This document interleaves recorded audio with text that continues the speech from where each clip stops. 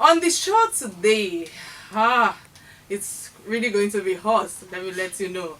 Our spotlight will shift to the affairs of politics in our dear nation, in our dear country, a scenario of contention that has been witnessed in the past few days after the making of democracy on June 12th. And a lot of party people are defecting from by politics and unresolved issues revolving within the dominant party in our country, which is APC.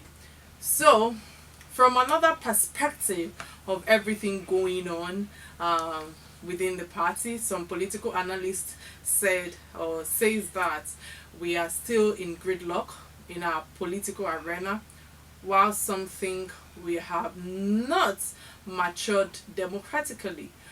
Many aspects of the country's affairs, including the economic, the finance, the sectorial growth, the industry, the production, welfare, you can name it, etc. And the administration part or the angle of it, and we also have the dependent attachment to state of political affairs in the country. How true this is and how well we can evaluate our growth politically are questions that we should be answering today. And to answer these questions is a distinguished statesman, legal practitioner, and current serving lawmaker at the National Assembly with me on our phone lines today. Our distinguished guest today is a senator representing Osun Central Sectorial District under the platform of the ruling party All Progressive Congress, which is APC. He is Senator Sirajuddin Ajibola Basiru. Welcome, sir, on the show. You're welcome on the program on Real Talk with Kike. I know that Nigeria just celebrated Democracy Day, signifying a credible journey of our democratic and political governance in Nigeria. What can you say of democracy and politics in terms of progress and maturity in Nigeria? I would say that it's been a mixed bag of a success and failure as far as the democracy in Nigeria is concerned. A success in the sense that at least no matter how faulted, the democratic process is taking state shape in Nigeria, and over time the ethos of democracy hopefully will be well granted. But as it were now, the democracy is still underdeveloped, immature, acrimonious, and is not really serving the Nigerian people. And I say this with all sense of responsibility, even though I'm also a politician and possibly a beneficiary of the flawed democratic process. I would say in terms of advancement, at least it's becoming clear that the vote of the room must count. But to the extent that the vote actually counts will depend on the transparency, free and fairness of our electoral process, which I will not give a pass mark in this regard. Because we still have incidences of manipulation of elections, voters' inducement, and actual violence to be able to put people in their place. All right, thank you for mentioning that, because I think that listening to you, when you're talking about maturity, you're talking about the progress of the nation. I think that with the current issue, the current national and global concern, which is the COVID-19 pandemic, as a shrewd politician and a lawmaker and a legal practitioner that you are, can you describe the impact of this pandemic on our politics and governance in Nigeria that you think that we might face in the nearest future as a result of this pandemic? You see, the starting point we need to say that the purpose of governance is security and welfare of people. In this regard, the COVID pandemic has impacted on both in our country. You will see that midway going forward during this pandemic, there has been of late escalation of acts of terrorism and banditry in some parts of the country.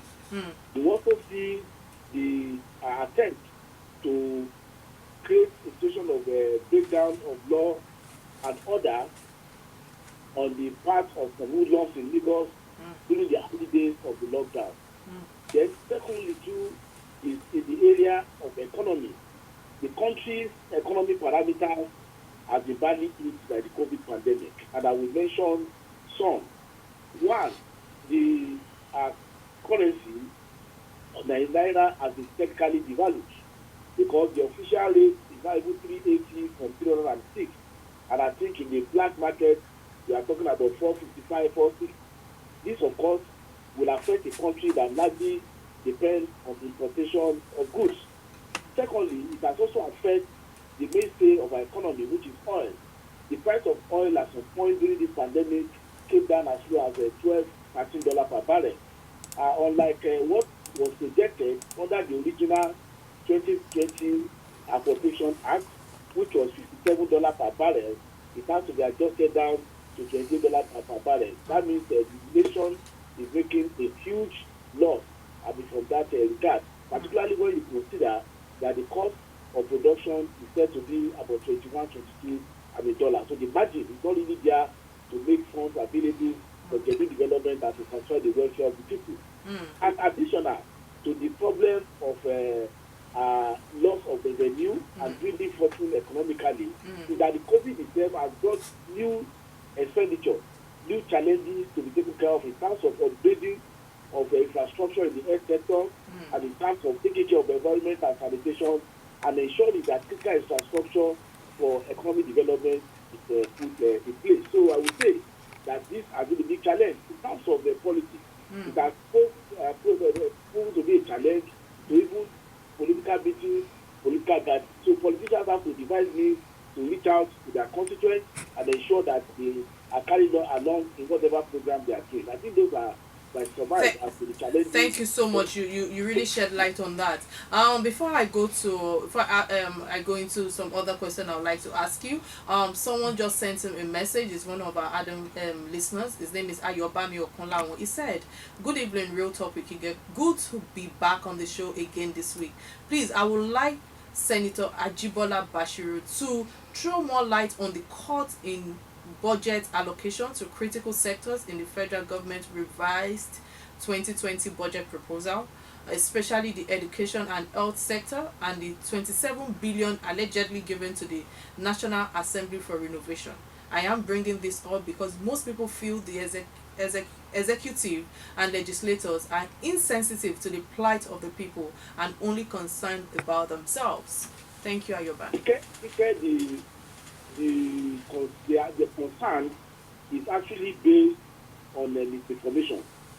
Are you hearing me? I'm all ears. We are all ears, sir. It shows that our public, with respect, they don't even follow up to development at the National Assembly and follow up on the executive. They rather rely on misinformation and fake news from a large section of the press.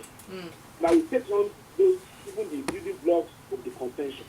One, it is not true that 27 billion was voted for the renovation of the National Assembly. What was voted for the National Assembly is 9 billion to renovate, and it is not National Assembly's budget. The budget that is going to Federal Capital Territory Development Authority, which is the appropriate body shadowed with the responsibility of maintaining the edifice that is known as the National Assembly. It's not a budget of National Assembly, it's a budget of the FCDA, and also it is not 27 billion, it is 9 billion. 9 billion. Thank you for on the question of the court, so that is outright lie. Rather than that, what has happened in the 2020 appropriation budget is actually an improvement on what was originally budgeted in the 2020 allocation. In terms of capital receipts, there was an initial reduction. The component of the budget is not just what is in the capital receipts, which is taken straight away from the consolidated revenue fund. There is also the component in the Ministry of Health, and then the critical intervention in the health sector.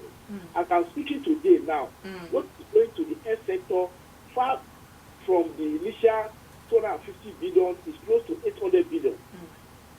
And the breakdown includes about 55 billion in the capital receipts, about 236 billion for the Ministry of Health, and 486 billion COVID intervention program. So when you take this together, what is now available for health intervention is even more than what it was under the original budget. So it is people just come up with lies without some of them that even make this comment. I swear they have not even seen a copy of the appropriation act that has been approved. So it's not true that critical infrastructure were removed. It's also not true that 27 billion is voted for the innovation of the National Assembly. All right, thank you so much for this submission and also shedding light on everything that is a little bit confusing for the public, because that is the reason why we have people like you who can speak authoritatively on a lot of issues that is not clear to us. So moving away from budget and coming home to the saga that is going on presently in Edo State, I know the current Obaseki and Ajimobi Oshiomhole has raised dust and concerns in the political landscape of the country. What should Nigeria make of the rift and political tension between Obaseki and Ajimobi Oshiomhole that has raised a lot of dust and concerns in the political landscape of the country? Obaseki is no longer within the APC, and the Commander of Oshiomhole, I think he's trying to wriggle out of challenges in leadership. So I wouldn't think it's still a life issue, because Obaseki has jumped ship to go and join the People's Democratic Party. So I don't think it's a life issue again, except for us to be looking towards to a contest, possibly between our candidates, Pastor Yamu, and whoever emerges from the primary of the PDP tomorrow. Okay, all right. So I know immediately after suspension of Oshiomhole, the party couldn't resolve its differences amicably in one stroke, if that's the right word to use presently. Even the party was divided on the national chairmanship between Giadom and the Sikh former governor of Oyo State, Senator Ajibola Ajimobi. And ordinarily, I believe that reflects that the APC party is not in harmony and sound coordination from within. What do you make of all of these unsettled differences in your party at the moment? I will tell you that as far as I'm concerned, I'm not impressed by the leadership of the party. And what I mean by leader of the party, that includes the president of the Federal Republic. It's not with respect giving proper leadership to the party, considering the important role is supposed to play in running the party. And I just hope that the party will not self-annihilate itself before the 2023 election. I won't say more than that. Thank you so much for that. The little you've said is so pregnant of all sorts of things that I can't draw from it. Anyway, so again, within the couple of days, I know that Obaseki defected to PDP, and the party accepted him with warm embrace just to sustain. They did not accept him with warm embrace. They just resolved a litigation this afternoon. Okay, yeah. UK, we saw him on TV yesterday that backing the leadership of PDP as tax collector. So it's not as smooth as it seems publicly or on social media. And I also understand that the federal high court has stopped him from taking part in the gubernatorial primary election of the People's Democratic Party.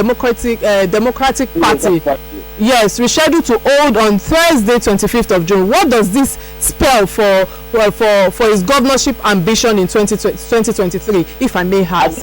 I think I wouldn't want to go to PDP on that.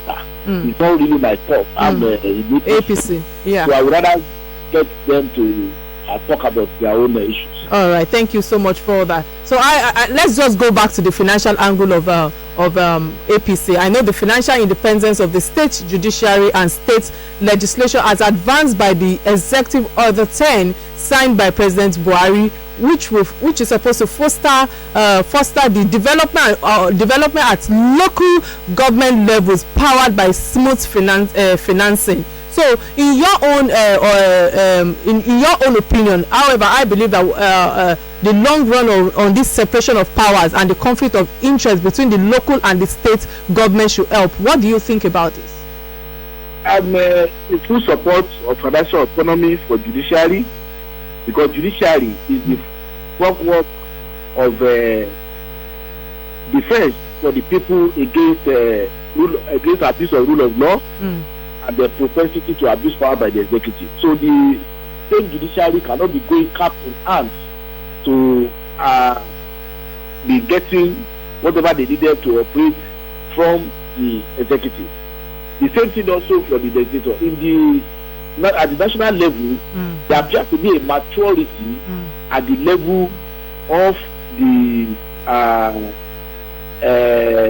legislature because of the financial autonomy. Whatever is due to the National Assembly is charged as a first charge, and the consolidated revenue fund of the country. The same thing with judiciary.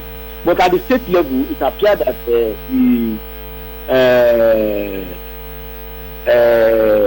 judiciary are at the mercy of the executive, which should not be in a very good society looking to robust interaction and checks and balances.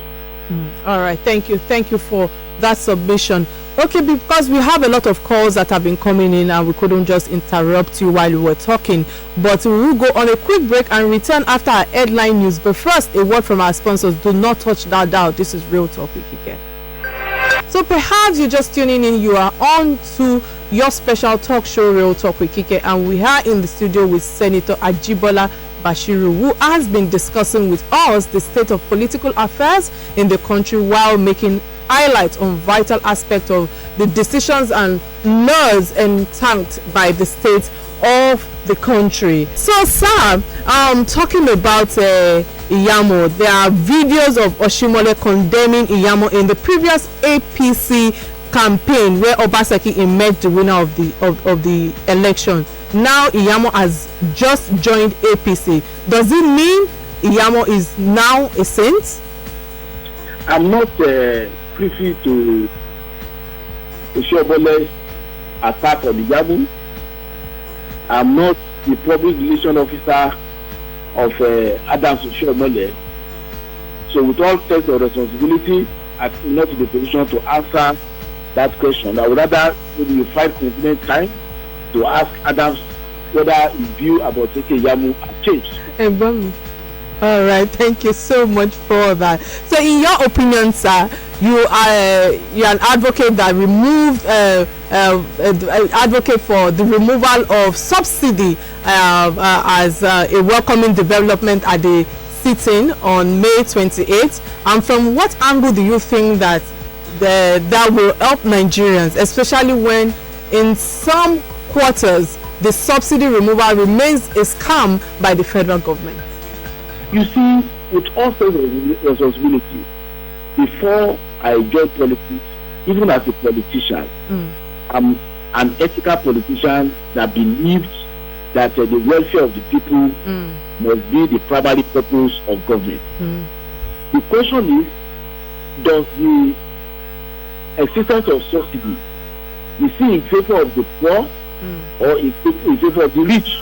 And I've come to a conclusion that the subsidy, so-called subsidy, is not in favor of the people and is also not in favor of the overall development of Nigeria.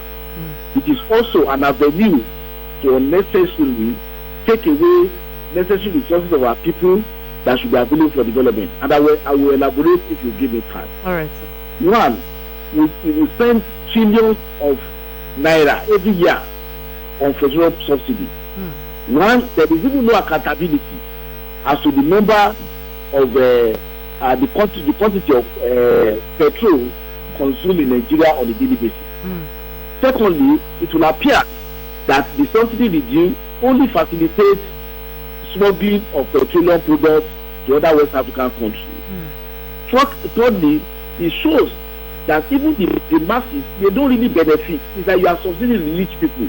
The people that buy substantial quantity of petrol are the rich people. They have 5, 6, 7 vehicles in their garages. And so when you give subsidy, you are giving subsidy to them. So rather than making this money that you are using to subsidize the rich to continue, why don't you take this money for the new development? It will mean that there will be more money for infrastructure, there will be more money for education, there will be more money for health, rather than just creating what is not. Then secondly too, on the issue of the poor, they go but they commute by public transport.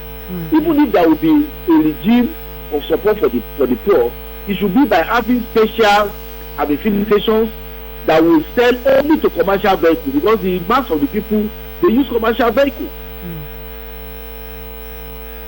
All right. They use commercial vehicles. So as far as I'm concerned, what we should be concerned about is how do we free enough money to galvanize our economy, stimulate it, so that there will be productivity, and with productivity, our people will be uplifted from a state of poverty. All right. Thank you so much for the submission and for taking time to explain that to us. Let me use this opportunity to call our listeners that you can call our line 0700 923 923 923. Again, 0700 923 923. Sorry for all those who have been trying to call in earlier that we couldn't pick their calls, because I believe that our guest was passing in a lot of message that we could take from. So moving on to another question that I would like to ask you. I know that All Progressive Congress occupied 65 seats, while People's Democratic Party occupied 43 seats at the national senatorial level. We know, as we have seen in the past, that the party differences stall and often impede passing of bills and laws at the assembly, as it occurred during Saraki's Senate presidency. So my question is, what do we make of these party numbers with a view to we have a caller on the line. Hello, what's your name and where are you calling from, please? Hello. All right. So I know that. Hello. Hello, I hear you. Hello, what's your name and where are you calling from, please? My name is Ajimobi. All right. What's your contribution today? Let me firstly thank the senator representing my senatorial district. All right. Because I'm from Osun State. All right. And let me commend his efforts and what he has been able to speak the truth about the party and the way the Mr. President and his body language. Let me thank him for his effort, his contribution and his effort in Osun Central. I wish him best of luck in the Senate. Thank you. All right, thank you. Thank you so much for that. I think all right, thank you so much for that. Of course, I agree with the caller online. I guess we have another caller on the line. Oh, but we can't pick that. I'm sorry. So hello. Hello. All right, sir. So the question I was asking you earlier, that what do we make of these party numbers with a view to efficient running and delivery of our legislature today? Actually, the issue of partisanship has so far not had effect on the working of the main Senate. Really? And I will start from the election of the president of the Senate on the 11th of June 2019. You will discover that even though the APC senators present were just about 60, but he got 72 votes. That speaks to the bipartisan nature of the emergence of the leadership of the Senate.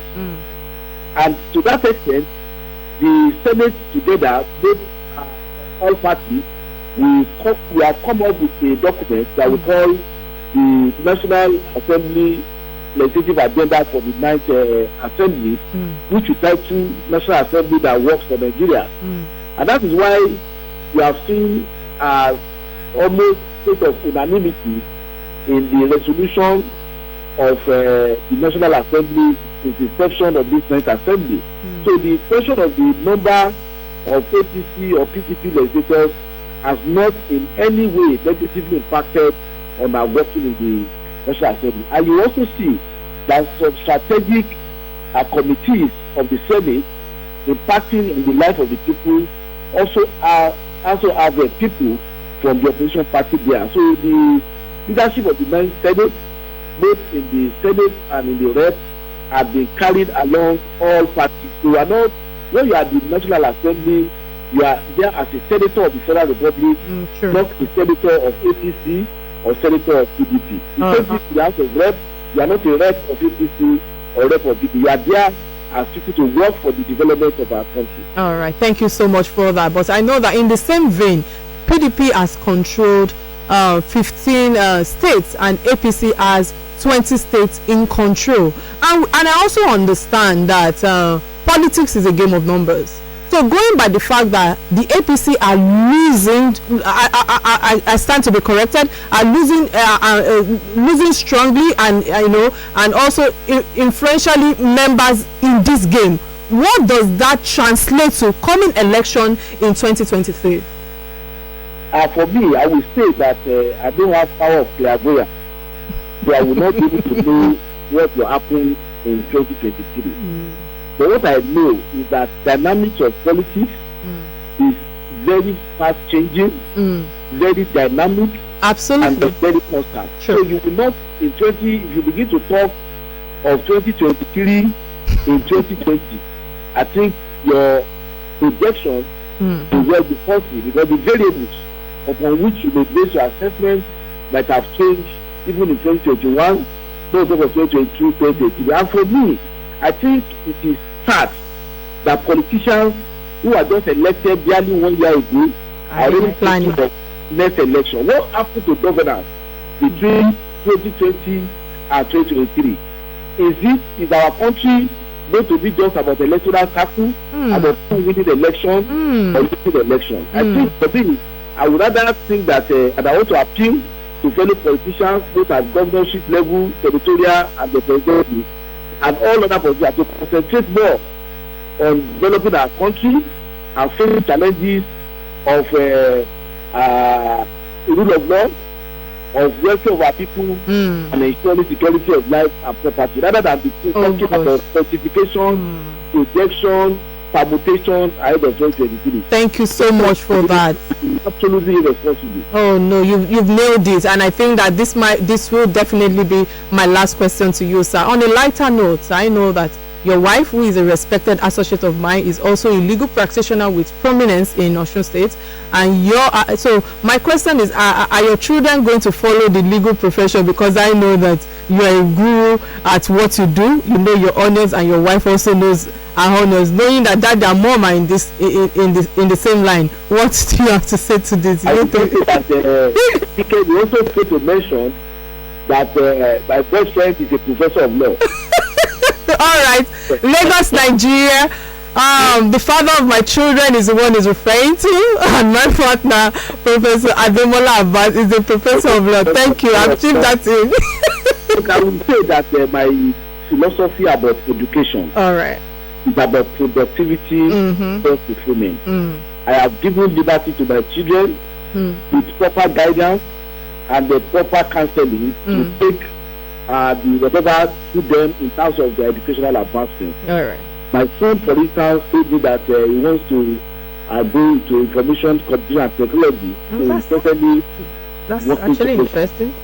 So I don't believe any parent should force any of their children to take a course in education that does not suit them. So I'm not forcing law or any course of study on any of my children. Thank you so much for that submission. Indeed, you're an absolute lawmaker who knows his pros and cons, because I like the way you are answering my questions. So some questions that you had to kind of tell me, Kike, you gotta do your job and don't ask me that question. You're a dignified legal practitioner who understands the spurs of law at the three arms of government, I must say today. And thank you, sir, for your exceptional submission on a lot of questions that I've asked you. Well, I'm glad to have you on the show today, and you have impacted Nigerians a great deal in the small time frame that you have to share with us today. Thank you for your time and contribution today. Again, to all those who I couldn't pick their calls, apologies. We needed him to share a lot of light on this. Thank you so much, sir. You're welcome. It's my pleasure. So our parting message, courtesy Omoluabi, to our listeners. You know, I had to infuse some Yorubas into all of this. Goldberg have helped me to improve my Yoruba language. So is Agbajo Owo Lafin Soya, which means collectively we can make an impact, and confidently we can make progress as a nation if we are undivided. My name remains Kike, and you have been on Real Talk. Bye now, and see you next week.